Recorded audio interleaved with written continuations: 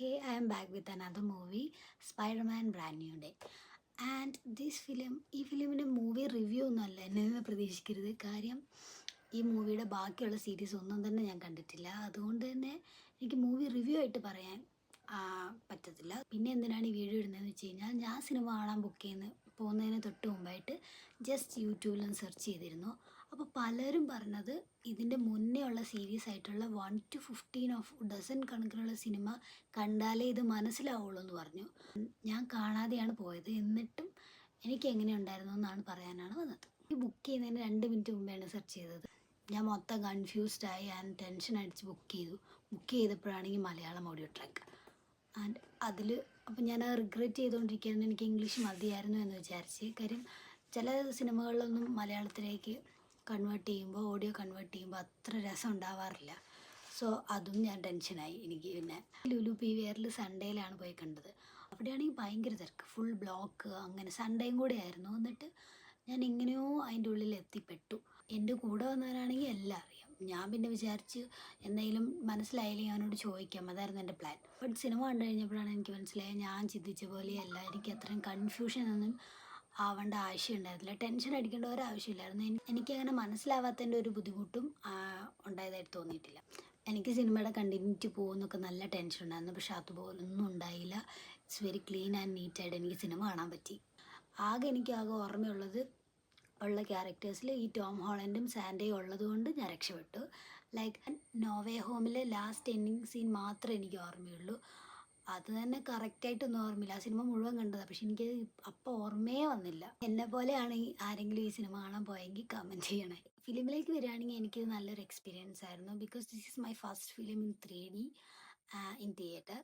അപ്പം എനിക്ക് നല്ലൊരു എക്സ്പീരിയൻസ് ആയിരുന്നു. എനിക്കിഷ്ടപ്പെട്ടു.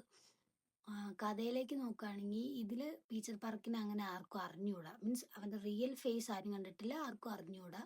And also is finding himself. Like അവൻ്റെ ബോഡിയിൽ വരുന്ന ചേഞ്ചൊക്കെ അവൻ തന്നെ ഫൈൻഡ് ഔട്ട് ചെയ്തുകൊണ്ടിരിക്കുകയാണ് ഈ സിനിമയിൽ. VMAX എന്താണെന്ന് അവർ റിവീൽ ചെയ്യുന്ന സമയത്ത് മാത്രമാണ് എനിക്കൊരു കൺഫ്യൂഷൻ തോന്നിയത്. കാര്യം എനിക്ക് സിനിമയിലല്ല, മീൻസ് ഓഡിയൻസിൻ്റെ റിയാക്ഷനിൽ 2 കൈൻഡ് ഓഫ് റിയാക്ഷൻ എനിക്ക് ഫീൽ ചെയ്തു. കാര്യം എനിക്ക് തോന്നിയ പോലെ ഒരു ഹെവി പെയിൻ, ആ ഒരു ഇമോഷനാണ് കടന്നു പോയത്.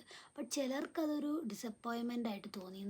കാര്യം എനിക്ക് തോന്നുന്നു ഈ ബാക്കി സിനിമയൊക്കെ കണ്ടിട്ട് പോയിട്ടുള്ളവർക്കായിരിക്കും അവർ ആ ഒരു പർട്ടിക്കുലർ സീനിന് ഒരു വലിയ എക്സ്പെക്റ്റേഷൻ കൊടുത്തിട്ടുണ്ടായിരുന്നു. അത് ബീറ്റ് ചെയ്യാൻ പറ്റിയില്ലാത്ത ഒരു ഫീലാണെന്ന് തോന്നുന്നു. അങ്ങനെ ഉണ്ടായിരുന്നു. ആക്ഷൻസ് ഫൈറ്റൊക്കെ പോയി ഞാൻ കിടിലനായിരുന്നു. സൂപ്പറായിരുന്നു. That was very amazing. And ലാസ്റ്റിൽ ഫൈറ്റൊക്കെ ചെയ്തിരിക്കുന്നത് ജാക്കി ചാനും പിള്ളേരുമാണ്. അപ്പോൾ പിന്നെ നമ്മൾ അതിനെക്കുറിച്ച് ഓർത്ത് you don't have to be very about that.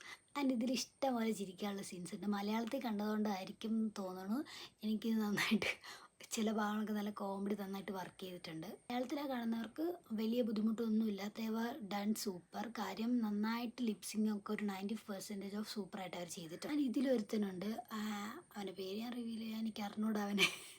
കാര്യം ഞാൻ ഇതിന് മുമ്പുള്ള സീരീസ് കണ്ടിട്ടില്ലല്ലോ. എനിക്ക് അവൻ്റെ പേര് കറക്റ്റായിട്ട് അറിഞ്ഞൂടാ. മലയാളത്തിലാണ് കാണുന്നതെങ്കിൽ ഹി വാസ് സെയിങ്, ഇംഗ്ലീഷാണെങ്കിലും ഹി വാസ് സെയിങ് ബ്ലഷ് ചെയ്യുന്നുണ്ടോയെന്ന് ചോദിക്കുന്ന പയ്യനില്ലേ അവൻ. പയ്യല്ല, അവൻ എപ്പോഴും തോക്കെടുത്തോണ്ട് ഇങ്ങനെ ആളുകൾ നടന്നെടുക്കും. അയ്യോ, നല്ല വലിയ ക്യാരക്ടറൊക്കെ ആയിരിക്കും. പക്ഷെ ഞാൻ ആദ്യമായിട്ട് ഈ സിനിമ കാണുന്നത് കൊണ്ടുള്ള എൻ്റെ പോയിൻ്റ് ഓഫ് വ്യൂവിൽ പറയുന്നതാണ്. അവനൊരു ഫണ്ണി ക്യാരക്ടറായിരുന്നു. എനിക്കിഷ്ടപ്പെട്ടു. ഒരു ഒറ്റബുദ്ധിക്കാരനാണ്. ഹൾക്കിൻ്റെ പോർഷനൊക്കെ സൂപ്പറായിരുന്നു. എനിക്ക് ഹൾക്കിൻ്റെ ഒക്കെ ഞാൻ കുഞ്ഞിലെ കണ്ടത് ഒരു ഓർമ്മയുള്ളൂ. ബട്ട് പിന്നീട് ഇത് കണ്ടപ്പോൾ എനിക്ക് ഭയങ്കര സന്തോഷമായി. കാര്യം പിന്നീട് എഡിറ്റ്സിലൊക്കെ കണ്ടിട്ടുള്ളൂ. പക്ഷെ മൂവിയിൽ അങ്ങനെ കണ്ടപ്പോൾ എനിക്ക് നല്ല ഇഷ്ടപ്പെട്ടു. നല്ല രസമുണ്ടായിരുന്നു അങ്ങനെ കണ്ടുകൊണ്ടിരിക്കാൻ. മീൻസ് അങ്ങനെ ഓപ്ഷൻസ് പവറൊക്കെ കാണാൻ നല്ല രസമുണ്ടായിരുന്നു.